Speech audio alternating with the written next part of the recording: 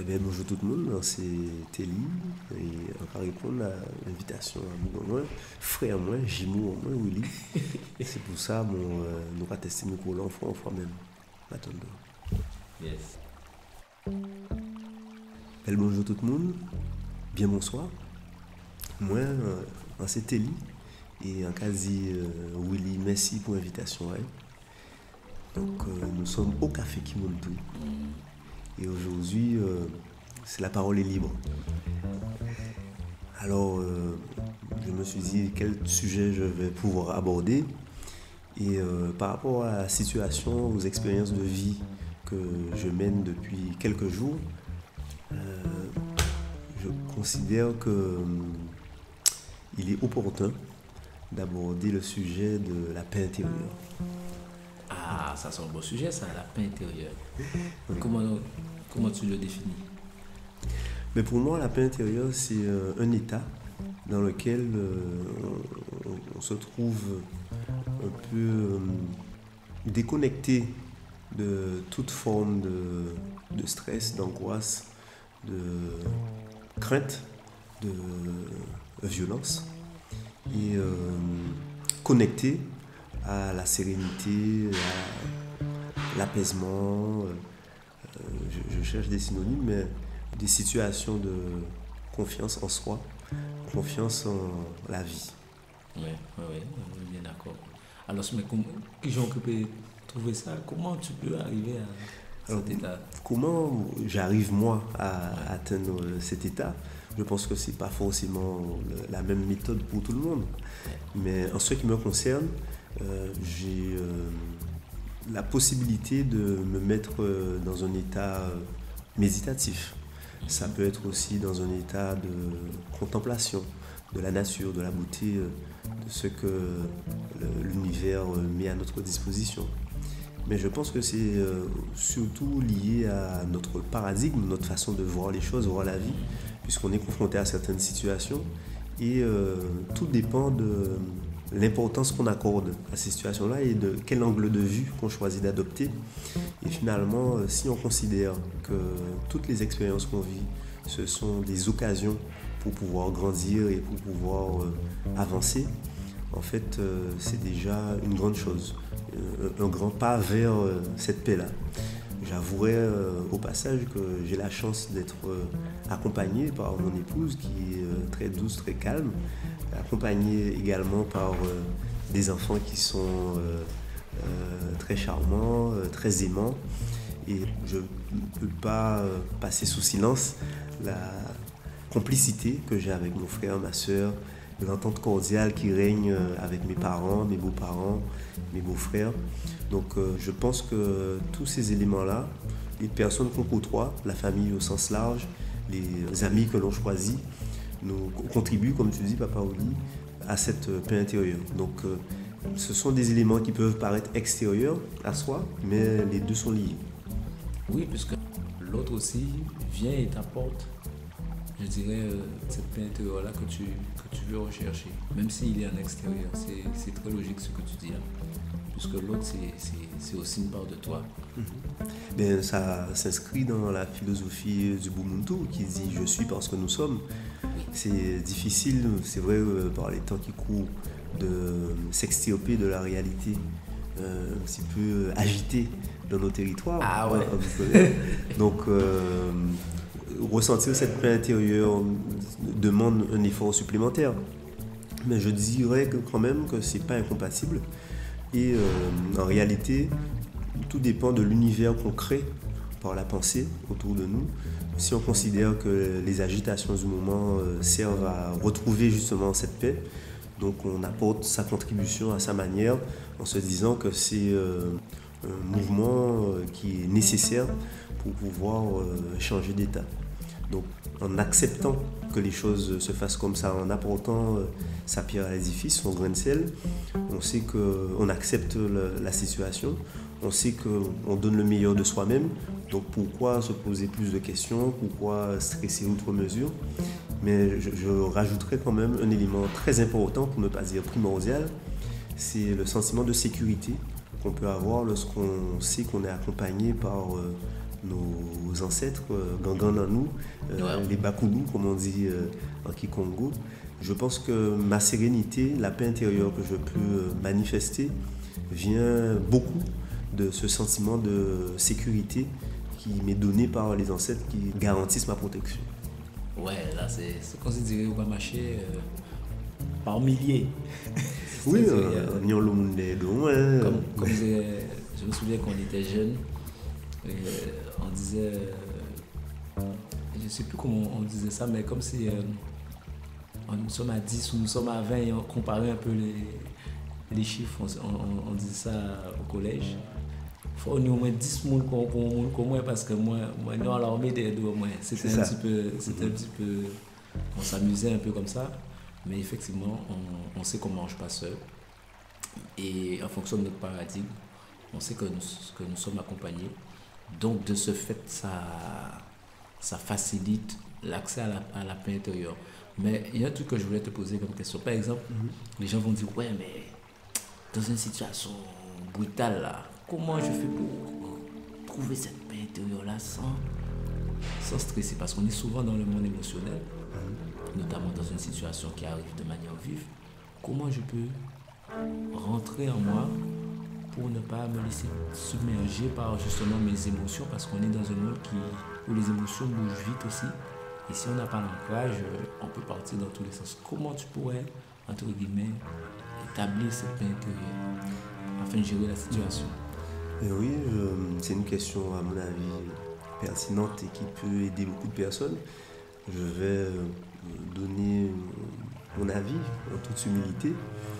Je trouve que dans des situations un peu brutales, inattendues, ce sont des choses, comme disent nos anciens, qui sont mises sur notre chemin, des situations qu'on nous donne à gérer, mais qui sont à chaque fois à notre portée. Quand on accepte l'idée que ce que l'univers met sur notre chemin, c'est des choses qui sont là pour nous tester ou bien pour nous faire grandir, mais toujours à notre portée, on sait que les situations qu'on rencontre ont forcément une solution. Oui. Le fait aussi d'accepter que les situations qu'on rencontre, c'est le fruit de nos propres décisions, c'est le résultat de nos propres choix. Ça, c'est plus difficile. C'est plus difficile à concevoir, je reconnais, mais c'est vrai qu'en ayant cet état d'esprit-là, on ne peut pas mettre la faute sur l'autre et ça nous pousse à trouver des solutions en nous plutôt que de chercher le soutien extérieur. Donc, c'est pour ça que, fort de ces deux principes, j'arrive à garder mon sang-froid, on va dire, pour pouvoir trouver une solution. Mais j'ai envie de dire aussi, un troisième principe serait le fait de savoir, d'avoir une crainte, d'exprimer une forme de colère. Ça ne permet pas de trouver une solution efficace, durable. Et en même temps, je rajouterais que ça peut même nuire à notre santé. Donc, ayant conscience de ces réalités-là, ça nous permet d'aborder des situations plus difficiles et compliquées avec le plus de sagesse possible. J'avouerai que tous les cas ne sont pas facilement gérables. Mais ça peut être difficile à entendre, mais ces gens font cabana, ces gens vont dormir. Oui, parce qu'on n'a pas tous la même réalité, on ne vit pas tous les mêmes choses, et parce qu'on n'a justement pas appelé tous les mêmes choses. Parce que comme tu dis, c'est le fruit de ce qu'on a fait qui nous amène, je dirais, des challenges à relever. Je me permets de compléter un peu, c'est que j'ai la chance d'avoir le soutien, comme je disais, des Bakoulou, de nos ancêtres de gloire, mais je sais que je peux beaucoup compter sur ma famille, puisque en Guadeloupe, on a une philosophie qui est basée sur son mec à laver l'autre, il y en a l'autre, et je sais que le travail qui a été mis en place par nos anciens consistait à conserver une sorte de socle, que tous les membres de la famille puissent rester soudés. Et c'est ça qui nous permet, nous, de notre communauté, de façon un peu plus large, de façader avec les éventuelles difficultés. Oui, tous les styles de problèmes. Oui. Je me souviens, mon grand-père me disait, il qu'il ne faut jamais être fâché avec sa famille dans ce sens. Et même quand j'étais petit, je me disais, tu peux te bagarrer avec presque tout le monde si tu veux, mais tu ne dois pas te bagarrer avec tes frères et soeurs. Parce que c'est ta famille, parce que justement le socle familial c'est quelque chose de très important. Et c'est là où il ne devra justement pas avoir de litige. C'est comme la maison. Dans ta maison, c'est un temple. Et dans le temple, même s'il y a des désaccords, il faut toujours trouver ce qui vous rassemble, ce qui vous lie, pour pouvoir garder cette force-là. Donc la famille, c'est fondamental. Et d'ailleurs, ça te permet, toi tu es l'exemple aussi clé, ça te permet justement de garder ce recul sur la situation et sur l'émotion qu'elle pouvait faire remonter. Oui. Alors, un outil aussi qui peut parler à ceux qui vivent en couple et qui sont éventuellement mariés, c'est qu'aujourd'hui, avec mon épouse, nous avons une forme de confiance multidimensionnelle puisque nous sommes appuyés sur une cérémonie traditionnelle qui permet de renforcer les liens. Ah, mais tout le monde va nous dire, mais il faut qu'ils nous en disent plus. C'est traditionnel. En général, tout le monde dit, on va à la mairie. Et là, ils nous disent, c'est cérémonie traditionnelle. Mais wow. C'est vrai que depuis que mon épouse et moi nous sommes rapprochés des traditions ancestrales africaines, nous avons accès à de nouvelles connaissances et nous avons fait le choix il y a quelques années de passer le cap du mariage traditionnel qu'on appelle le longo. Et ce mariage-là permet d'avoir une fusion sur le plan éthérique, d'avoir une confiance multidimensionnelle, d'avoir une alliance entre ses ancêtres et les miens. Ce sont eux qui assurent notre protection, celle de notre descendance. Et en fait, ce sont des liens qui ne peuvent pas être brisés. Donc, par rapport à un mariage classique où on entend la moyenne d'aujourd'hui tourne autour d'un divorce sur deux, on sait que le mariage longo, c'est quelque chose qui ne peut pas se rompre. Donc, une fois qu'on l'a intégré et que la famille, le couple, a été construit sur des bases solides, ce sont les ingrédients qui font que la confiance est solide, robuste, et que c'est difficile, pour ne pas très difficile, pour ne pas dire impossible, d'ébranler ce type de mariage. Voilà. Parce que depuis que tu nous dis que vous avez fusionné même les ancêtres, on constate bien que ça n'a rien à voir avec un mariage qu'on va dire classique où les gens vont à l'église ou bien dans d'autres obédiences et qui partagent peut-être même pas un bien.